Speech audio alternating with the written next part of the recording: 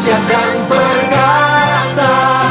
Ku bersinar bagai bintang-bintang, memuliakan nama-Mu Tuhan. Shalom Bu Maria dan shalom teman-teman semuanya. Di sini saya akan membacakan renungan yang berjudul Ada Maksud Tuhan. Sebelum memulai renungan pada malam hari ini, marilah kita berdoa. Bapa, dalam nama Tuhan Yesus Kristus, Tuhan yang selalu sangat baik, kami mengucap syukur untuk kasih kemurahan-Mu, pimpinan-Mu di sepanjang hari ini Tuhan. Sudah menolong, menguatkan, dan memberikan kepada kami berkat kebaikan-Mu saat ini. Kami mau mendengarkan firman-Mu, urapi kami agar kami mengerti dan taat pada kehendak-Mu. Dalam nama Tuhan Yesus kami berdoa dan mengucap syukur. Haleluya, amin. Untuk ayatnya kita dari ayat Ester 4 ayat 1 sampai 14. Ester 4 ayat 1 sampai 14. Usaha Mordekai untuk menolong orang Yahudi. Setelah Mordekai mengetahui segala yang terjadi itu, ia mengoyakkan pakaiannya, lalu memakai kain, kabung, dan abu. Kemudian keluar berjalan di tengah-tengah kota sambil melolong-lolong dengan nyaring dan pedih. Dengan demikian datanglah ia sampai ke depan pintu gerbang istana raja, karena seorang pun tidak boleh masuk pintu gerbang istana raja dengan berpakaian kain kabung. Di tiap-tiap daerah kemana titah dan undang-undang raja telah sampai, ada perkabungan yang besar di antara orang Yahudi, disertai puasa dan ratap tangis oleh banyak orang, dibentangkan kain kabung dengan abu sebagai lapik tidurnya. Ketika Dayang dan Sida Ester memberitahukan hal itu kepadanya, maka sangatlah risau hati sang ratu. Lalu dikirimkannya lah pakaian supaya dipakaikan kepada Mordekai, dan supaya ditanggalkan kain kabungnya daripadanya, tetapi ia diterimanya. Maka Ester memanggil Hatah, salah seorang sida-sida raja yang ditetapkan baginda melayani dia, lalu memberi perintah kepada menanyakan Mordekai untuk mengetahui apa artinya dan apa sebabnya hal itu.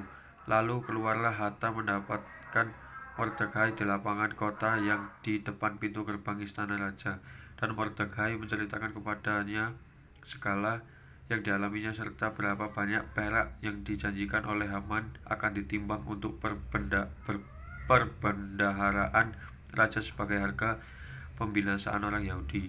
Juga salinan surat undang-undang yang dikeluarkan di Susan untuk memunahkan mereka itu diserahkan kepada Hatah supaya diperlihatkan dan diberitahukan kepada Ester.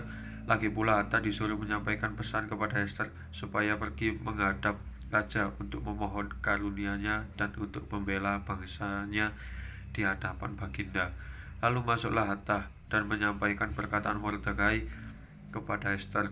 Akan tetapi Ester menyuruh Hatah memberitahukan kepada Mordekai.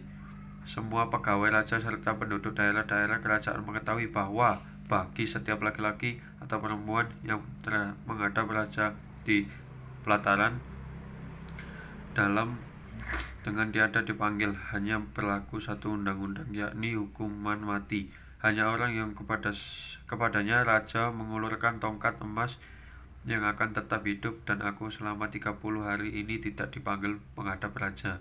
Ketika disampaikan orang perkataan Ester itu kepada Mordekai, maka Mordekai menyuruh menyampaikan jawaban ini kepada Ester.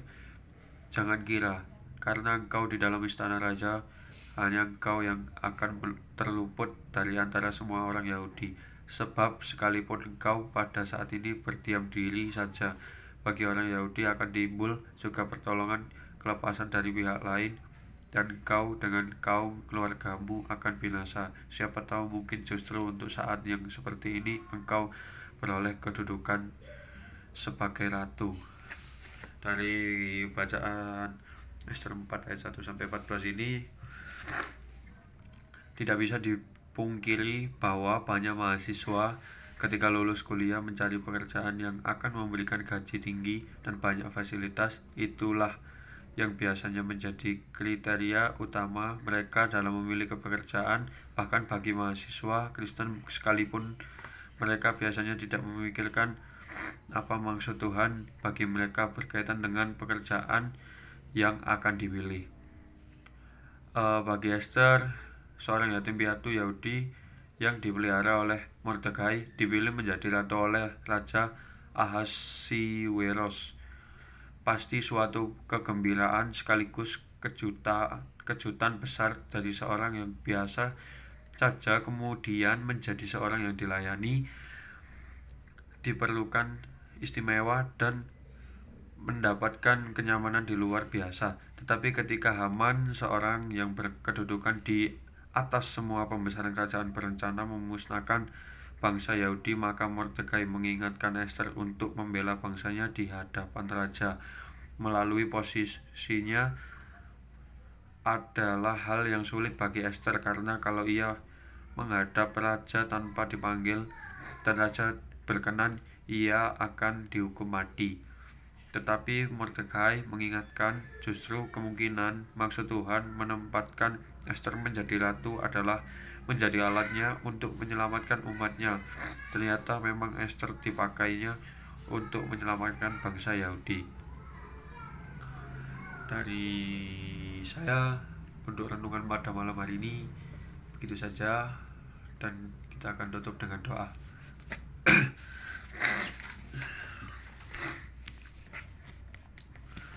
Mari kita berdoa. Tuhan Yesus, terima kasih atas segala berkat dan kehormatan-Mu yang sudah Engkau limpahkan kepada kami melewati firman-Mu yang baru saja kami dengar. Semoga seluruh kebijakan yang ada di dalam firman-Mu yang kami dengar hari ini bisa menjadi pedoman dan cahaya bagi kami dalam melewati dan menjalani seluruh aktivitas yang ada pada hari ini. Terima kasih ya Tuhan. Haleluya. Amin. Kau kuatkan